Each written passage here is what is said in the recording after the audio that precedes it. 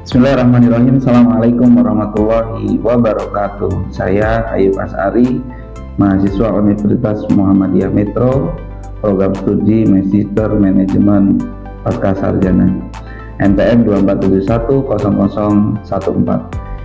Hari ini saya akan membahas tentang rangkuman materi metodologi penelitian. Saya akan bagi menjadi 3 bagian yang insya Allah akan tertera dalam 3 video. Rekan-rekan semuanya, mata kuliah metodologi penelitian adalah salah satu mata kuliah yang spesifik membahas tentang bagaimana teknik dan juga tahapan untuk melakukan sebuah penelitian. Pertama, kita akan membahas tentang populasi, sampel, dan teknik sampling. Populasi merupakan keseluruhan unit atau objek yang menjadi subjek yang ingin diteliti. Populasi dapat mencakup individu, objek, kelompok, atau fenomena yang memiliki karakteristik serupa yang ingin dipelajari. Ciri-ciri populasi yang pertama adalah homogenitas, yaitu populasi terdiri dari elemen-elemen yang memiliki karakteristik yang sama. Misalnya, seluruh pasien di puskesmas yang mendapatkan jenis perawatan tertentu. Ciri populasi yang kedua adalah bersifat terbatas atau tidak terbatas. Populasi bisa berupa jumlah elemen yang terbatas, misalnya 1000 pasien di satu puskesmas, atau jumlah yang sangat besar dan tidak terbatas, misalnya seluruh populasi pasien di Indonesia. Contoh kasus populasi: dalam penelitian kepuasan pasien di sebuah puskesmas, populasi bisa mencakup seluruh pasien yang berkunjung dalam 1 tahun terakhir atau seluruh pasien yang datang untuk mendapatkan layanan medis tertentu. Yang kedua setelah populasi adalah sampel. Definisi sampel adalah subjek atau bagian dari populasi yang dipilih untuk mewakili keseluruhan populasi.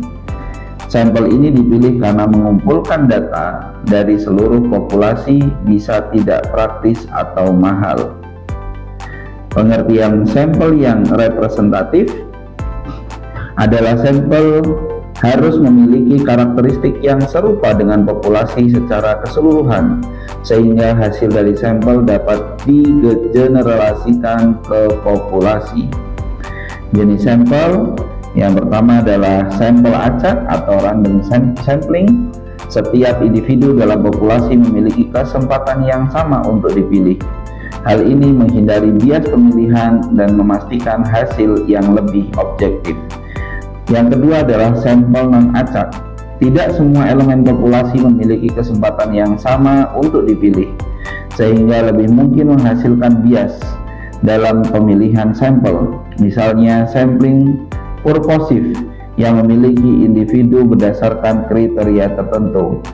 Contoh kasus sampel: dari populasi 5.000 pasien di puskesmas, peneliti memilih 300 pasien secara acak untuk menggambarkan kepuasan mereka terhadap pelayanan. Teknik sampling acak, yaitu random sampling, sederhana. Sampel dipilih secara acak dari populasi tanpa mempertimbangkan karakteristik khusus.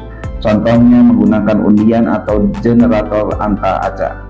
Yang kedua adalah bersetara atau stratified sampling. Populasi dibagi ke dalam beberapa setara atau kelompok yang homogen berdasarkan karakteristik tertentu. Kemudian sampel diambil secara acak dari tiap strata. Ini berguna untuk memastikan setiap kelompok terwakili. Yang ketiga adalah cluster sampling. Populasi dibagi menjadi kelompok-kelompok alami atau cluster.